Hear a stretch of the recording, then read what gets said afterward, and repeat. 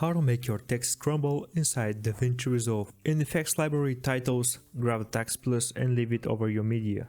Highlight it and go to the inspector. Type your title in the text field. I'm typing Miami Beach, Florida. Then you can choose your font style and also the color and the size of the text. In my case, I'm picking Niagara Solid. I'm increasing the size a tiny bit and I'm changing the color to yellow. This is what my end result should look like. And now you can go into your text field and right click on it and select Text Scramble. Then you can click on this icon right here.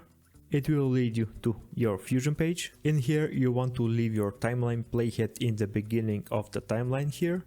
And then create a keyframe next to randomness right here. Then you can increase the values of randomness from here. And then you can move 10 or 20 frames forward onto your timeline, move your playhead right there, and then create another keyframe next to randomness, this time with the values of 0.